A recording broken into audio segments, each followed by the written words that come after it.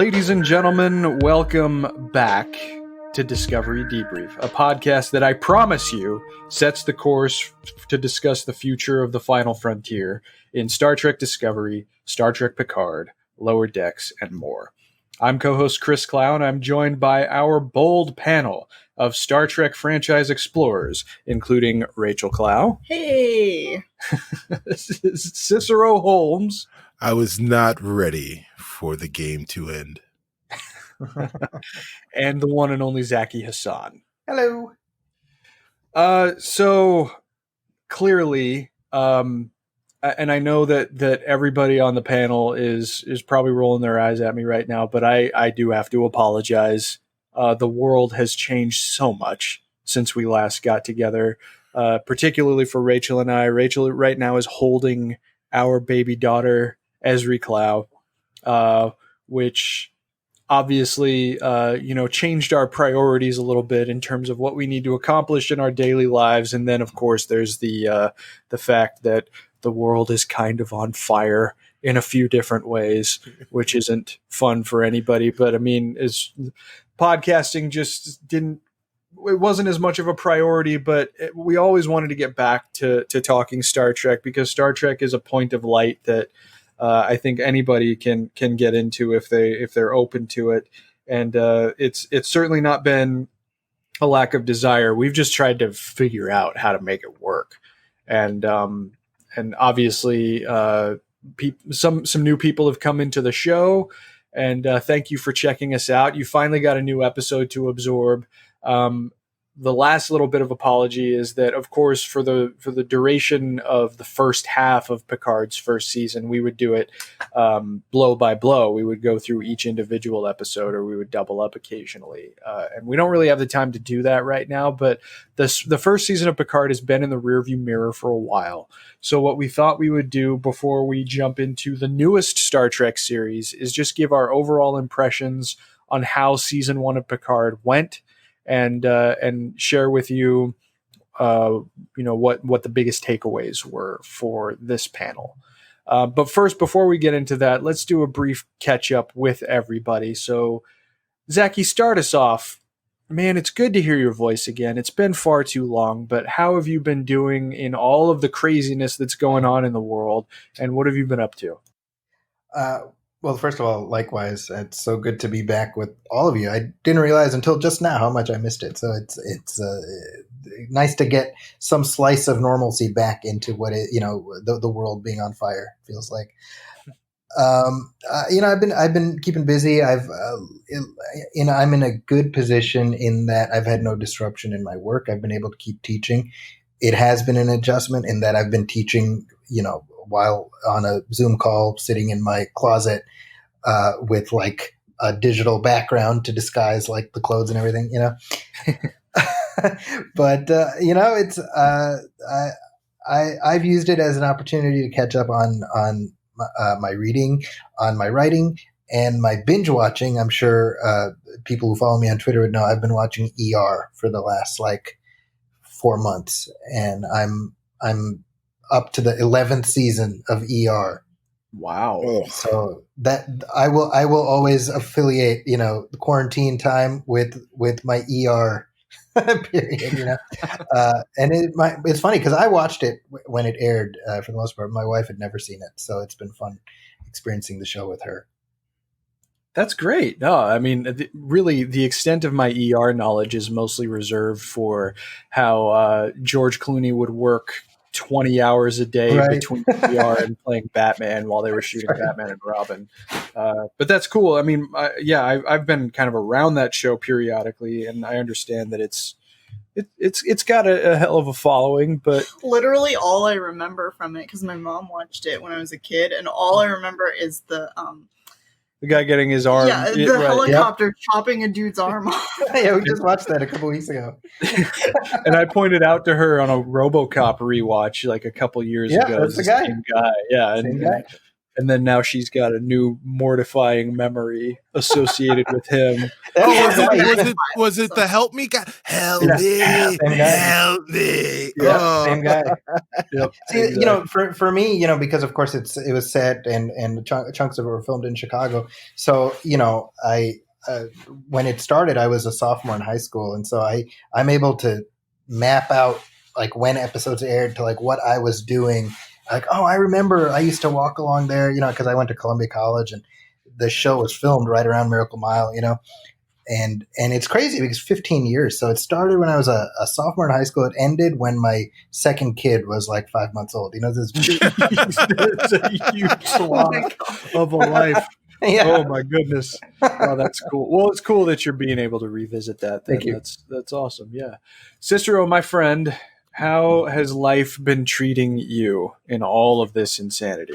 So life has been treating me as an individual pretty well. Like I've lived a lifetime of lemons. And so I've been making lemonade for a long time. So this is a new, stronger, sweeter batch of lemonade that I've been forced to make over the last 4 or 5 months. But I mean, there have been some pains. I've been impacted by COVID, not through my family, but there have been more than a few friends that I've had to say goodbye to remotely as a result of COVID. And luckily for me, much like Zaki, I haven't been impacted by, my work has not been impacted by this.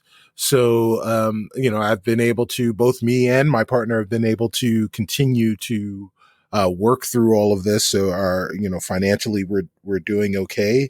But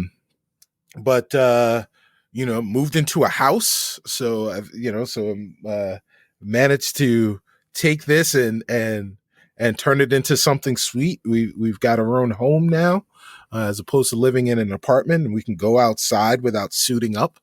And I've used this as an opportunity to catch up on some video games, but also binge a lot of television. That has been I did not realize how large my backlog of TV was. But I've made a sizable dent in that. Got through all of the Arrowverse and the Crisis of Infinite Earth. Oh, wow. So I watched, I think I had may have watched 4 or 5 episodes of this season's Supergirl before sitting down and watching them all on Netflix, but have now watched the entire season 7 of the Arrowverse via Netflix. And then this whole crew is qualified then to potentially do a dedicated show for Superman and Lois at some point. Oh, that might be kind of a fun spin-off to do. Damn straight. So let's see. Outside of that, it's just been, a lot of podcasts.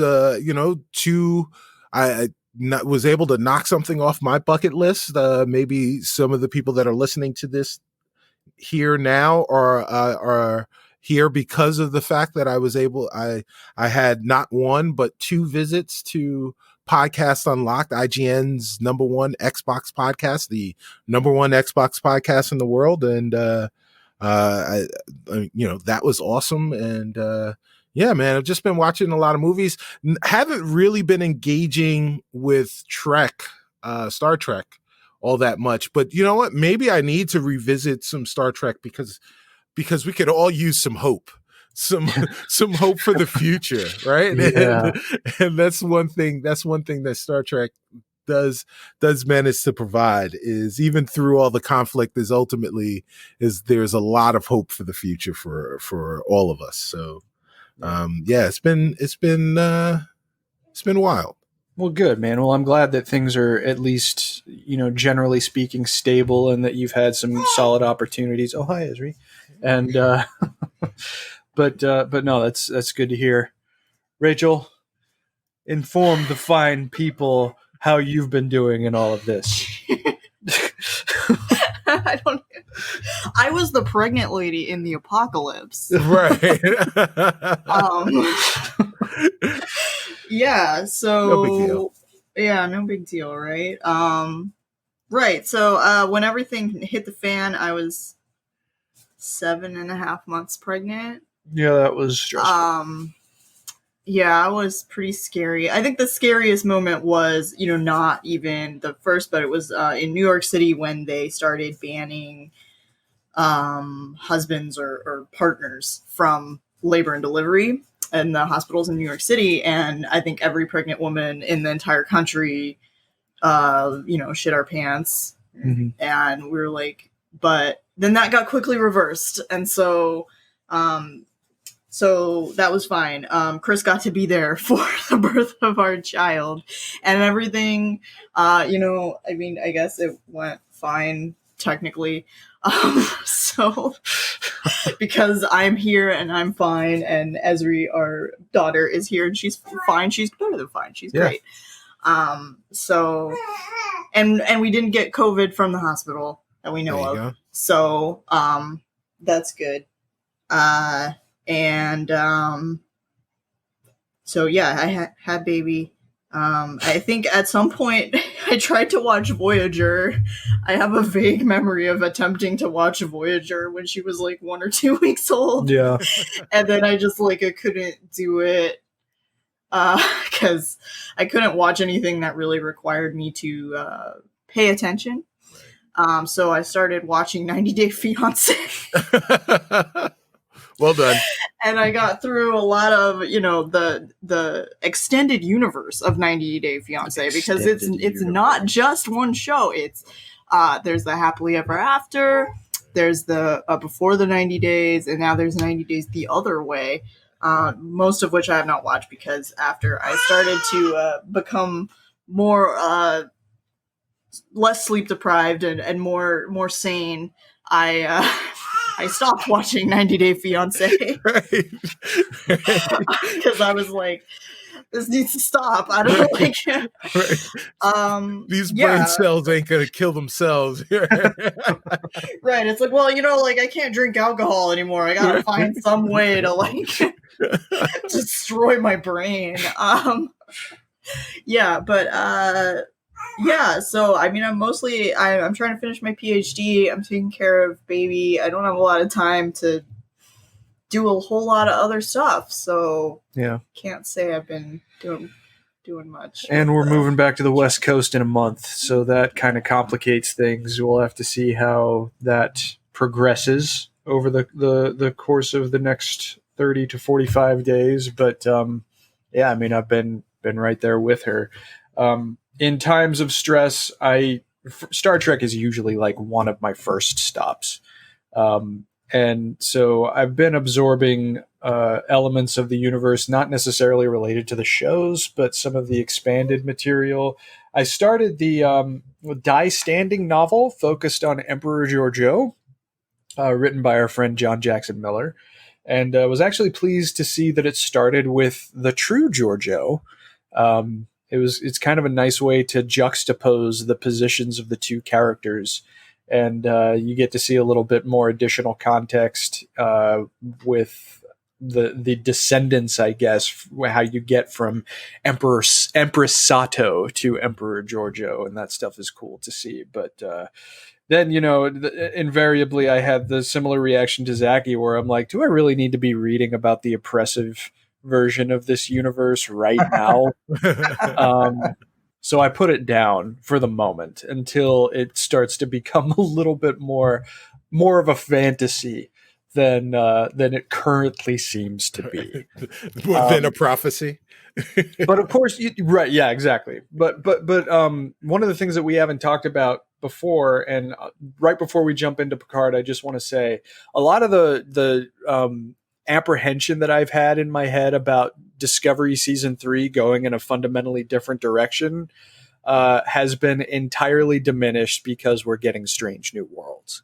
So Star Trek Strange New Worlds that will feature Anson Mount as Captain Pike and Rebecca Romijn as Una and Ethan Peck as Spock. I totally forgot about this until just now. Now I'm all happy. I mean, my concern was we were getting away from the 23rd century, which I still think is a very fertile territory in the universe to explore, and we're still getting that, and we get Discovery pushing things in a whole new direction. So I'm pretty happy with where the franchise stands. But let's move into the most recent stop in the universe. Let's finish off our discussion for Star Trek Picard Season 1. So this is primarily going to be mostly our impressions and what really sticks with us, because it's been quite a while since the season ended. We've had time to sit with it now to see what the return to the 24th century has brought to the Star Trek universe as a whole. So to start us back off, in terms of first thoughts, last thoughts, ultimate impressions of what Star Trek Picard brought to the table, I'd like to throw it to Zaki first. So, Zaki, obviously, as a long-standing fan of this franchise and as someone who has related in more than one occasion the dissatisfaction that you had with leaving the characters as they were in Star Trek Nemesis. Not only do we have more adventures to look forward to, but we also get a different second chance at a goodbye for one of the keys. So when you think of Star Trek Picard, maybe moments that stood out to you, but ultimately where the show is after its first season and what it has provided to the universe, what comes to your mind? Wow, that's a lot. True. Sorry. I think the main thing Star Trek Picard has given us, and it's invaluable, is more time with Jean-Luc Picard. Right. I mean, we'll talk about a gift. Right. If this was just these episodes and that's it, it would still be a gift because we got to spend this many more hours with this character who we love. I think in terms of what you said before about putting a bow around certain aspects of Nemesis that I found not troubling, but just kind of unappealing or that left me apathetic. I appreciated that. I liken now with this show, I liken Nemesis to X-Men: The Last Stand, which inadvertently I made another Patrick Stewart connection, but I strongly disliked X-Men: The Last Stand. And then when Days of Future Past came out, I was able to say, oh, that's just like a little bump in the road that got us to here. Sure.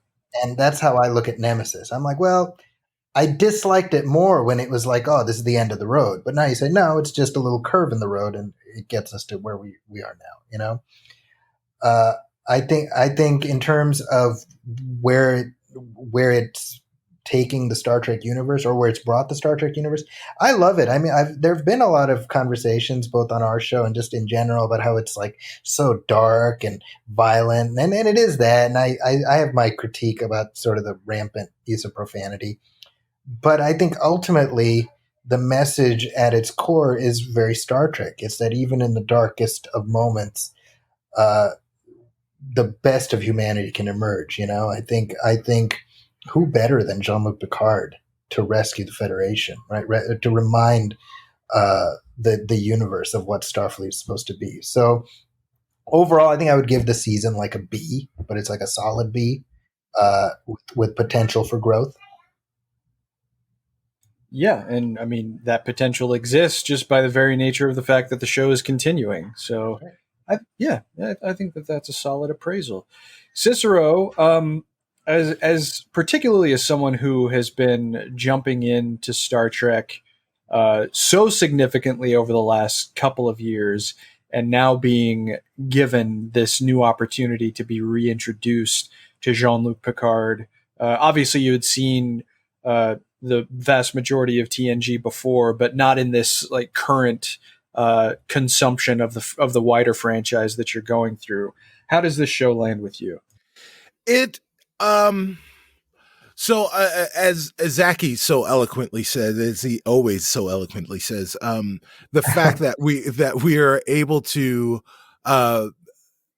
sit and live with this character, Jean-Luc Picard, and so many other characters, Data and and Seven, and and all of the other ancillary characters that we got to see throughout the course of this season. It gives you great opportunities to at least not only get some closure, but to revisit old friends. I think that was probably demonstrated best in the episode where we go to the planet and we get to see Riker and Troy and visit their families, and we get like half of the bridge crew back together, and like I think we live for those moments, and as fans, we those were fan service moments, but also they did serve the story. If from an emotional standpoint, from a sentimental standpoint, the series was a hard 9 bordering on a 10.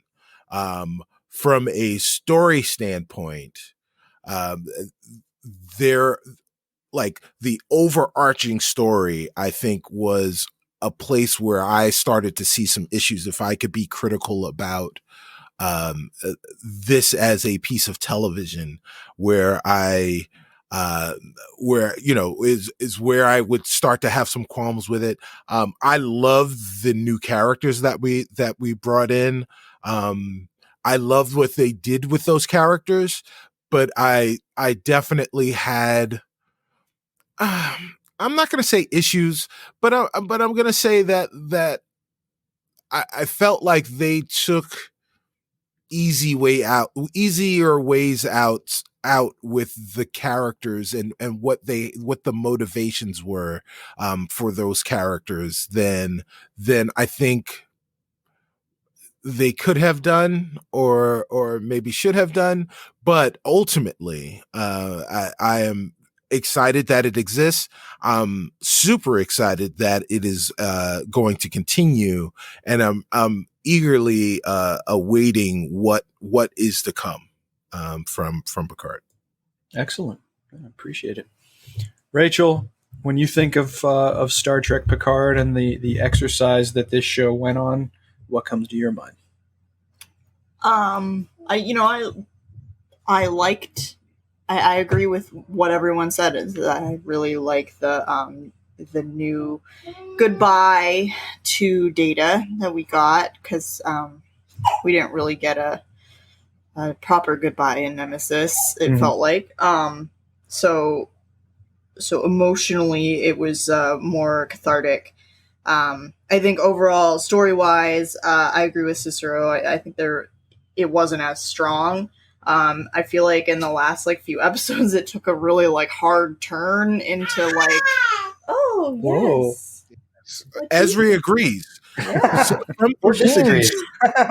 Right. Yeah. Well, it took it took a hard turn into a more different sci-fi type place. I think almost like a season 1 or 2 of Next Gen once they got on the planet. Oh my gosh! Wow. She was quiet during the entire time that Cicero was talking, and it's only after her. I think it's because she hears me talking. Yeah, there you go. So, yeah, I don't mean that as a total a bad thing per se. Just I felt like the sort of twists and turns in the story were kind of a wild, and but I liked it. I was I don't know if this is necessarily that good, but I like it. Right.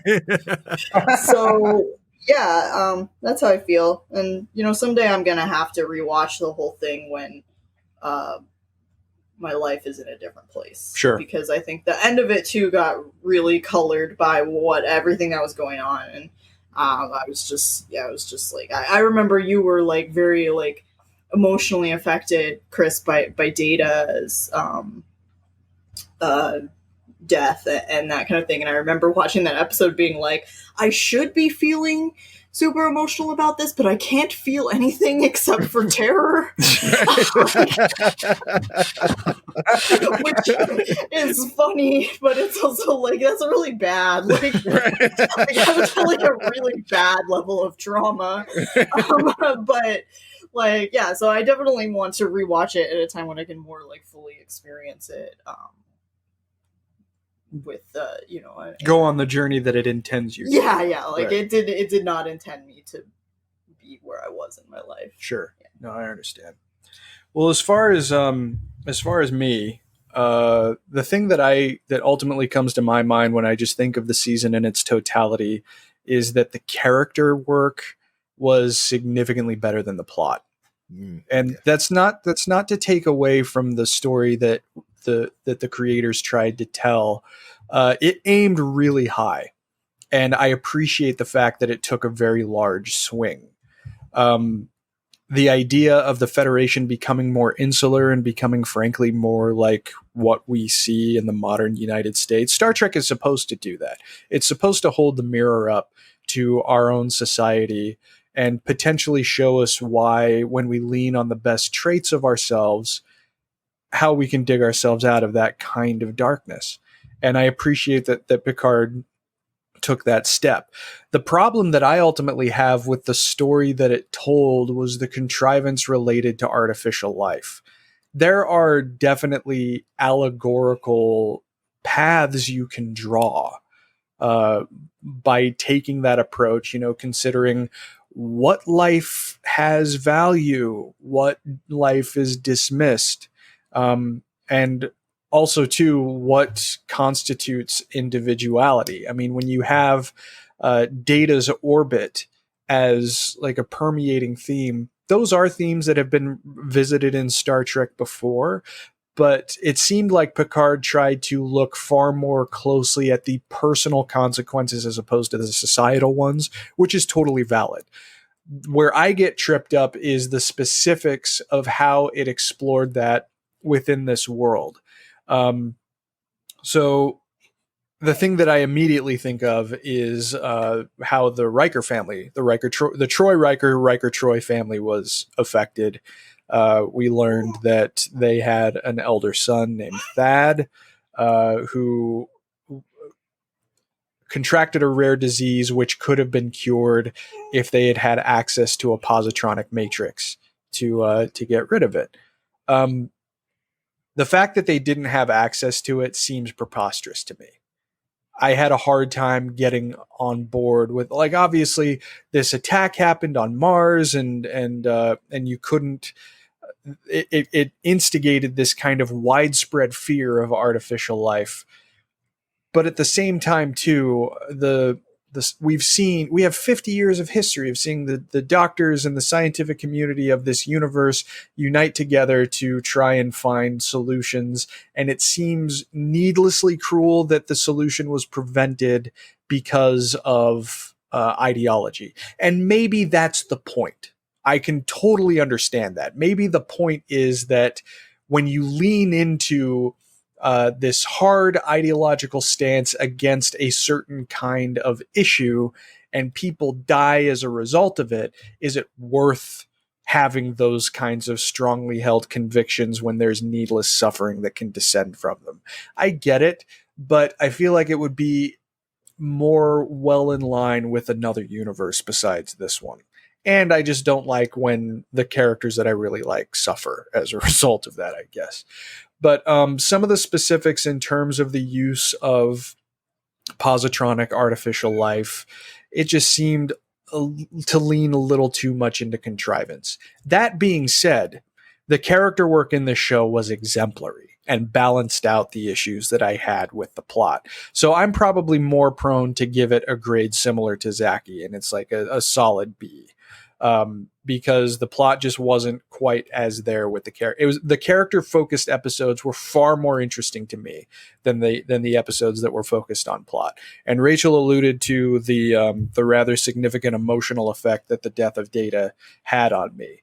And I have to think back to Nemesis, because I've expressed on this show before, I don't hate that movie as much as a lot of other Star Trek fans do, but I was certainly dissatisfied with the goodbye that we got for the Next Generation's arguably defining character.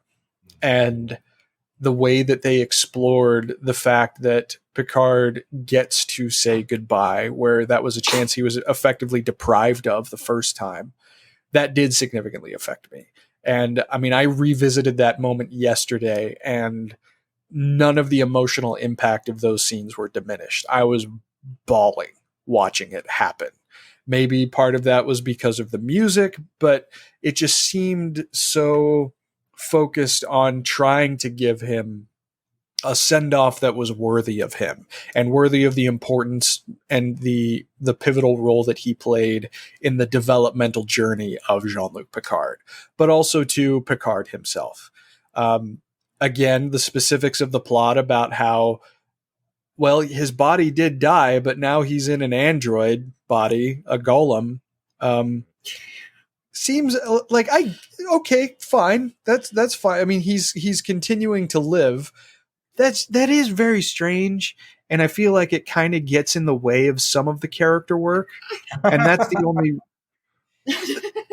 So, I mean, they had to find a reason why he was still alive. Like, you can't have a season 2. I mean, like, Picard 90-something years old, right? Yeah, Picard place. Yeah. Right. Yeah. But I mean, like, did we need that if we get to effectively the same place? I mean, it's still Patrick Stewart that's going to be playing him, and his consciousness has survived. He's still going to die anyway. Like, and he's still going to die like on schedule. Like, it's at best. It's a technical delineation. They used hand wavium to craft the body. Right. Yes, yeah, exactly. So, I mean, yeah. Like, if they could have just had Q snap his fingers and get to the same place. I mean, there's nothing that, like, I don't feel like that was a stroke of creative genius. And again, it's because it's tied to the plot. But I mean, I'm going to be a broken record about it. The character work was terrific. Moments. You know what's funny though, Chris? It's funny how if this was an episode of Next Generation and they arrived at the same ending, we'd be like, okay, yeah, because they got to reset everything for the next episode, right? Sure. Yeah. It's funny how, because Picard and the whole new paradigm of serialized storytelling has conditioned us to expect lasting changes, that ending feels so much more jarring. Right. And I'm not defending the ending, because I agree with you. It's like, oh yeah, you're in this old ass shriveled up body. You're welcome. It's true, right? But it's very funny because that would be a Next Generation ending, and people would just be like, yeah, well, of course, Right. Oh, we restricted warp drive in the next episode. No, we didn't. It's like, right. They did that all the time, Or Miles O'Brien actually does live with 20 years of memories worth of suffering in prison. Right. He's fine. But he's fine. I mean, like, next week, it's cool. Like, he's still living with the consequences of that every single day of his life, of course. But don't worry about it. Yeah, you still on that? Come on. That was so last week, Miles. Right. Come on, Miles. Jeez. This is miles away. So there is something that they did with this series. And obviously, Chris, you're right about the fact that Star Trek is, just kind of points a mirror up at society. And there were things, and there were, I guess, situations or just stances that were taken by members of Starfleet in this show that seemed antithetical to what Starfleet was. And I know that's kind of the point, but it does. And, and I kind of said this during the course of the season about some other things, that it just didn't seem on brand with who we knew Starfleet to be. Like, it seemed like it was too much of a departure, and like I couldn't follow the logic that would get me to that point in time. Even with the supposed android rebellion, I didn't see this. And there were two other times in recent Trek television history where these things happened, but I think they were more understandable, at least within the context of what was happening. So the first was the whole Xindi, the Xindi arc in Enterprise, and with this very kind of like Zionistic, very like humans first, F everybody else, attitude that Archer and the crew and everyone took during the Xindi conflict, but basically as a result of America being attacked during 9/11, and everyone, both the writers and the audience and the crew, the actors, feeling like it was okay for us to exact some type of revenge or vengeance, and worry more about stamping down evil than holding to our principles or evolving those principles to be something greater. And it made sense then, because of where we were with 9/11 and where American, thought processes were, but it also made sense within the context of Enterprise, this being the 22nd century, and people still like, Starfleet itself was not, was not exactly, had not really evolved to the point where it was, the UFP, and that we had this higher understanding, moral understanding of who we were within the galaxy and how we wanted to present ourselves to the rest of sentient life in the galaxy, and how we wanted to present ourselves when we met new sentient life. So it made sense then. It also made sense in Discovery Season 1, when we wound up, spoiler alert for Discovery Season 1, if you haven't watched it, when we wound up in the Mirror Universe. And, there was that great speech by Lorca, where, he's going to make the galaxy great again.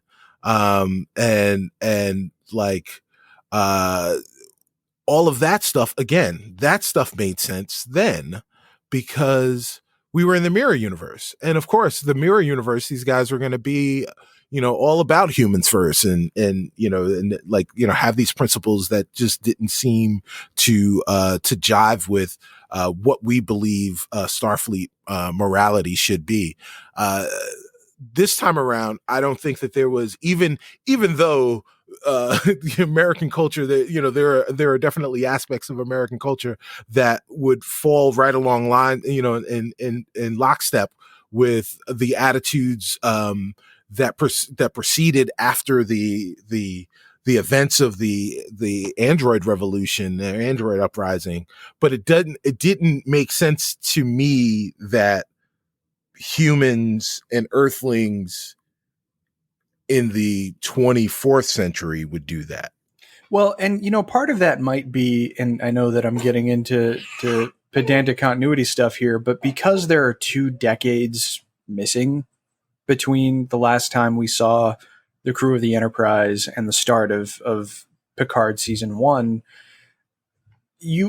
when you look at these large shifts in tone from different societies, it's never just one thing that drives people in a specific direction, right? And for all intents and purposes, from the perspective of plot, and please feel free to tell me if you guys disagree with me, it seemed like the attack on Utopia Planitia and the large uprising of synthetic life is the one thing that pushed Starfleet into this more insular direction, when there conceivably would be other factors at play that would shift the ideology a little bit more severely. 20 years seems like, maybe if something started around the time that Nemesis took place and culminated by the time the attack on the shipyards happened, I'd understand that a little bit more, but I feel like we need more information, and maybe we'll get it in future seasons of the show. Weirdly enough, Lower Decks might be well suited to explain that kind of a shift, just because of where it takes place in the timeline. It takes place starting at least 1 year after Nemesis. I don't know if that's anything that they're going to be interested in exploring over the course of the show. I kind of hope that they do tackle some of those long-standing or larger kinds of societal issues in some way. Maybe I'm too wishful for that, but I mean, I agree with you. There are still, I feel like the information for the long-standing shift in the kind of ideology of the Federation is missing, but I'm perfectly willing to put that aside if additional context is given to it in future seasons. Well, isn't the Federation sort of the avatar for the US? Yes. Right? And I mean, so it's kind of like how you think about it, right? So maybe the Federation was having problems. I mean, if you look at like our current sort of situation, like you can trace the roots of that back to the 80s, right? Yeah, absolutely. But like, I don't think like most people really noticed or understood something was really going on until at least after like 9/11.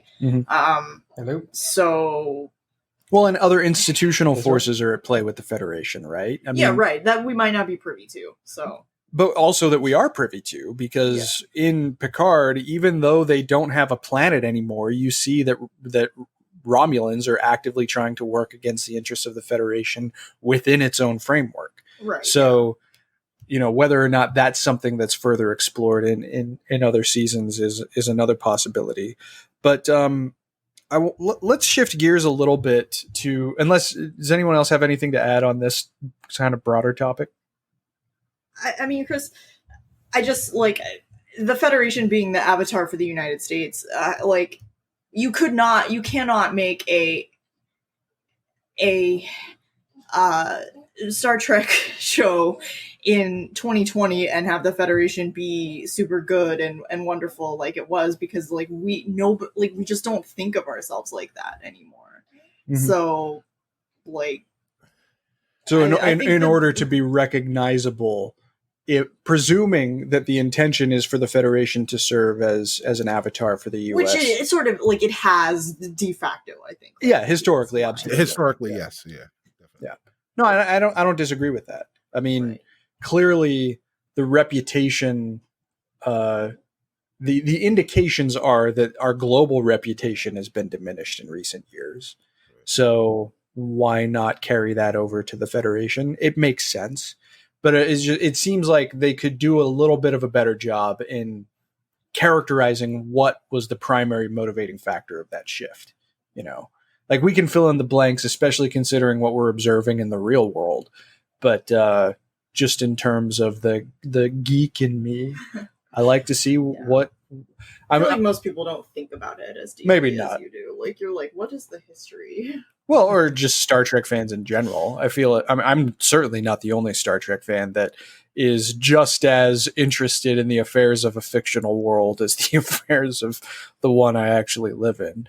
But that's a whole other thing. So just in terms of winding this down, because I think we've all made good points considering the standing of this show. What I want to kind of end on is an idea about, what did Spock say in A Mock Time? He said, after a time, you may find that having is not so pleasing a thing as wanting.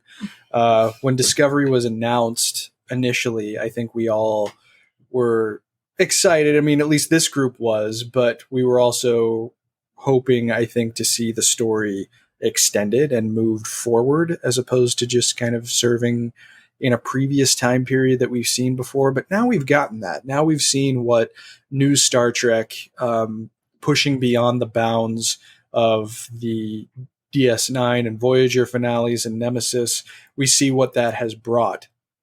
And I'd like to get all of your perspectives on how satisfied you are with the fact that this is the continuation that we did get, in comparing it to what the expectations have been.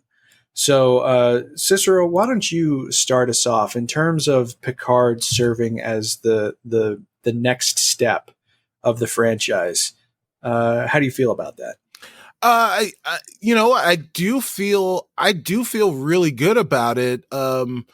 Particularly, like, it's the next step of the franchise in this time period, right? Like, it is the only, we've got, well, actually one of two with Lower Decks. It's the only live action, but we've got three live action series, either announced or in filming at this point. And one takes place in the 23rd century, another takes place in the 24th century, and Discovery is going to take place in, who knows what time that is, right? So I'm just happy to have Picard here where it is now.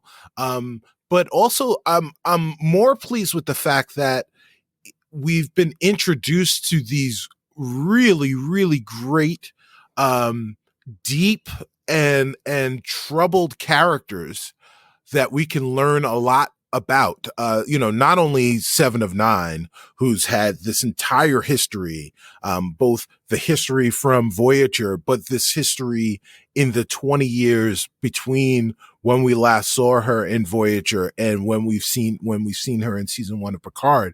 But the rest of that bridge crew, is each and every one of those characters are people that I want to learn and know more about, that I've spent time cheering for, and empathizing with during the course of the season. And I think that was one of the great successes of the season of Picard.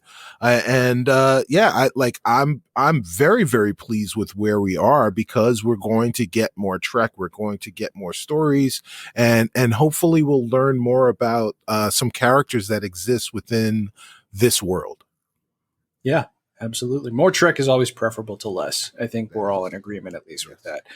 Zaki, what about you in terms of this being the fulfilling, at least to some degree, of the promise of what we get beyond the bounds of what we've seen before? How does Picard land with you in that context? I'll echo what Cicero said. I mean, for me, and this is almost my mantra on this show. There's plenty of flavors of ice cream for everybody. You don't have to like every flavor to appreciate that there's so much ice cream. And that's certainly what we have right now with the Trek franchises. I mean, gosh, we got how many flavors running concurrently right now? Forget everything that's in the freezer from before. It's terrific. So we got Strange New Worlds, we got Picard, Discovery, Lower Decks. I mean, it is an embarrassment of riches. So whenever I go online and I see Star Trek fans just being incessantly negative, I'm sort of befuddled by that, because I'm just like, what a great time to be a fan of this stuff, Mm-hmm. Yeah, it's odd. It is odd, but the promise is certainly there, and the fact that, I mean, you're right. There's such a diversity of options that is kind of unprecedented. I mean, even in Star Trek's heyday, we didn't have the volume that we have now, and seemingly different priorities pushing each individual interpretation forward. We're going to talk about Lower Decks in the next episode of this show, but I know that Lower Decks has been landing with some longstanding fans a little bit less effectively. But at the same time, too, I mean, the thing that I come away with is that is there not enough flexibility in the Star Trek universe to explore those kinds of different interpretations? I would hope there would be. And maybe that's just the comic book fan in me talking, right? I mean, I'm used to Batman having several different competing dimensions all at once, but still having the overarching same character. So maybe that makes people who come from the comic book side of things more able to adapt to something like Lower Decks, maybe. How far up can I take my voice when asking that question? So we'll see. I mean, we'll get into Lower Decks next time, but Picard, I think, pushes that idea forward. Is that there's a very particular kind of vision that the creators had, and that Patrick Stewart himself had for that he needed to get excited about playing this character again, and it might not have been everything that everybody wanted, but isn't that true of pretty much everything? Kind of think that it is. Right. EZRI has very strong feelings about whether or not Picard fulfilled the promise. But Rachel, what about you? What do you think in terms of having this as the de facto 24th century and now 25th century probably continuation of the franchise? How do you feel about that? I feel fine about it. I don't know. I'm just happy to be here, I guess.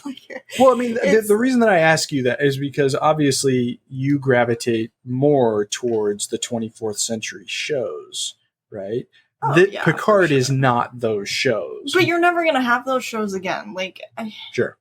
You can have the Orville, which is close, right. But it's still not the same. Mm-hmm. And even if they tried to make it exactly the same, it wouldn't be the same and it wouldn't feel right or the same. Because it's not the 90s anymore. Right. You got that right. Yeah, it's just those things exist and it's wonderful that they exist. But people are going to be creative in the ways that they want to be now. And say things about our world now that they want to be in. And I'm just happy to have something to watch and to think about. And I mean, when they're making so much like this, it's like if you don't, it's just like what Zaki says. If you don't like it, there's probably going to be something you will like in a few months. Well, and it comes down to, do you want Star Trek to be alive or do you want it to be preserved? In a museum. Right? I mean, if it's going to be alive, then that requires it to be flexible in meeting the dramatic needs of today's world and the allegorical ones too, because God knows there's plenty of allegory to explore in the world we live in. And I prefer Star Trek to be alive, certainly. But what do you prefer? Everybody has an individual preference. Yeah, I prefer it to be alive, and I think that when we don't let it go on, it's just not. I'm losing my train of thought. I have mom brain, you guys. It does miss something. It really does. So, yeah, the fact that it is continuing is a positive trend in the direction as far as I'm concerned. Zaki, Cicero, final thoughts from either of you gentlemen before we dismiss. Cicero? Oh, okay. Oh, he said your name first, so I was going to let you go. I insist. Right.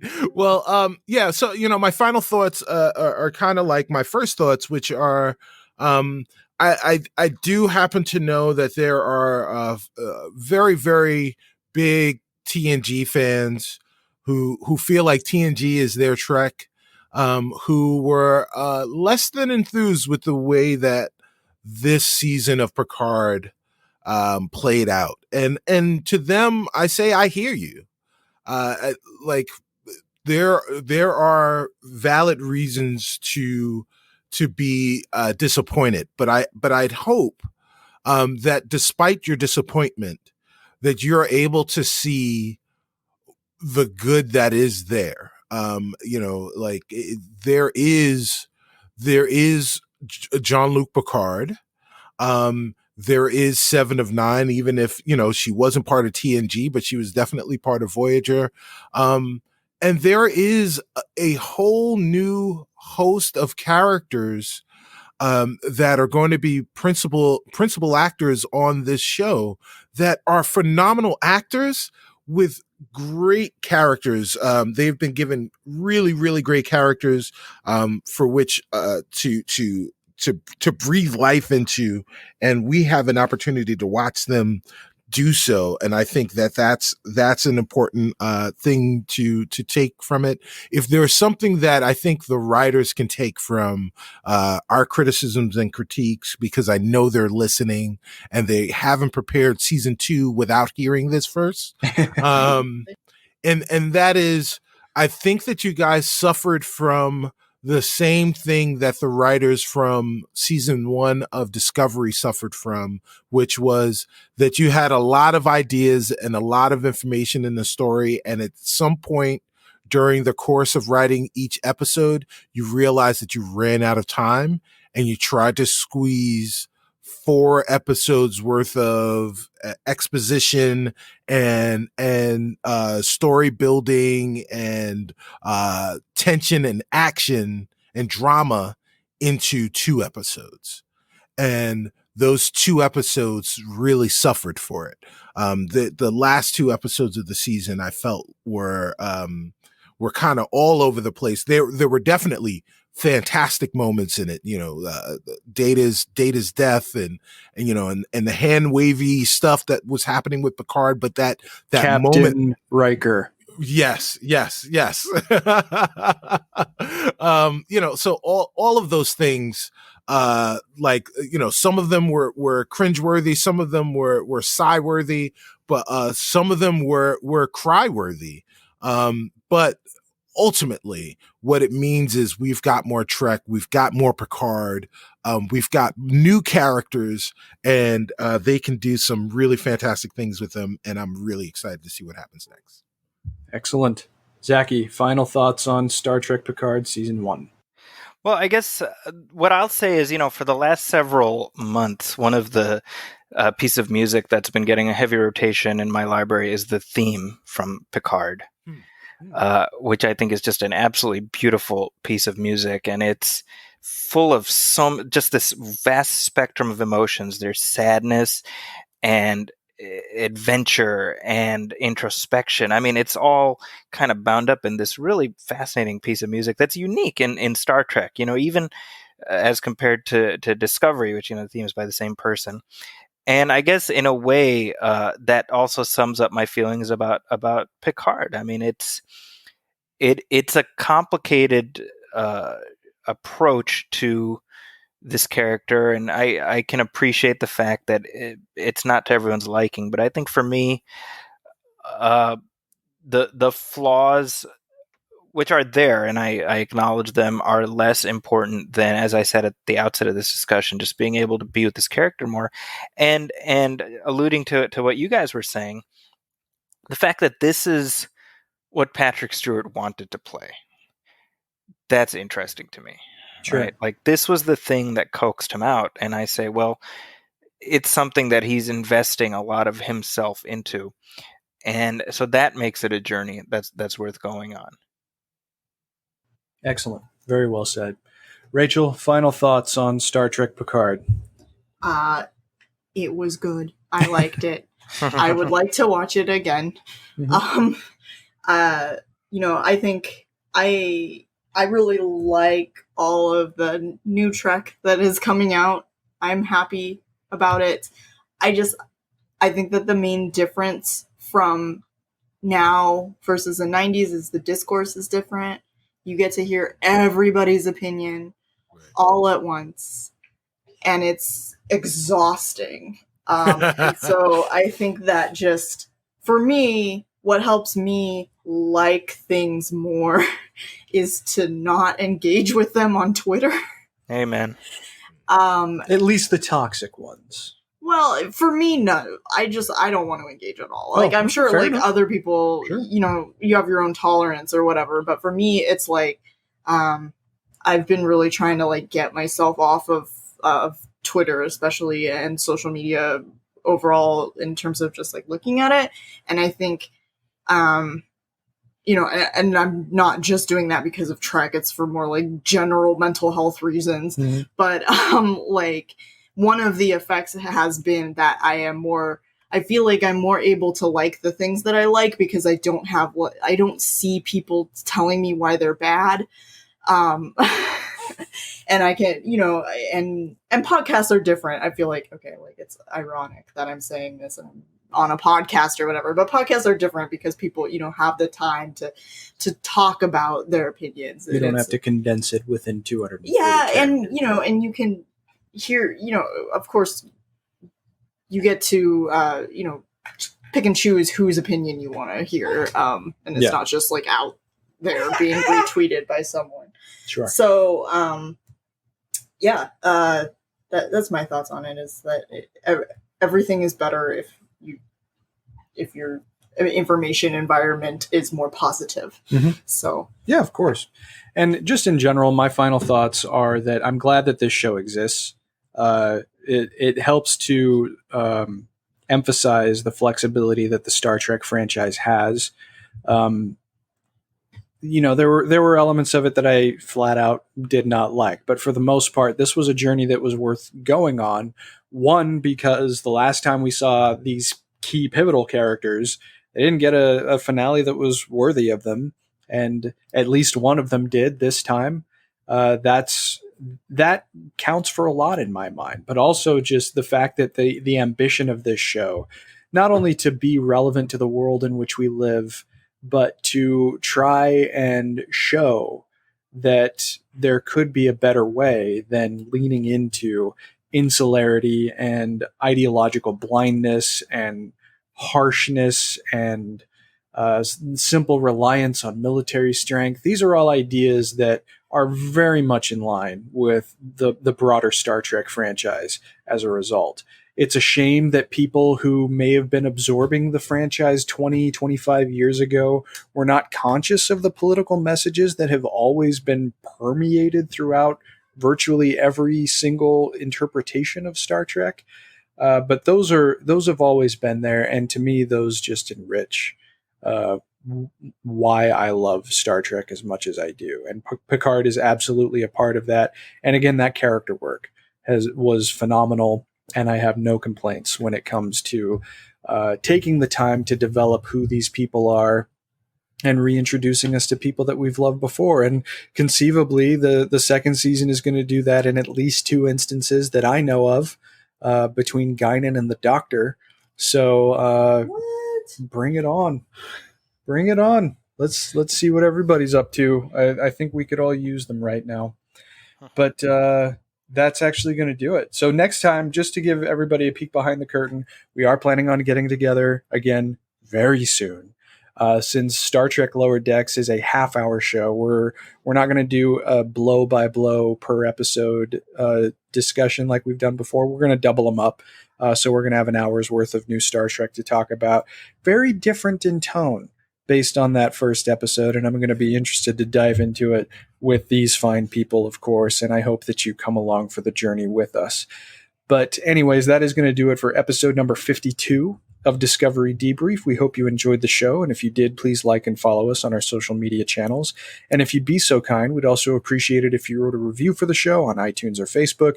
It only takes a minute, and we'll be happy to read your review on the air when it's posted. If you have any questions, you can follow the show on Twitter at DSC Debrief, where you can also find all of our individual Twitter handles, although Rachel's might not be on it very much.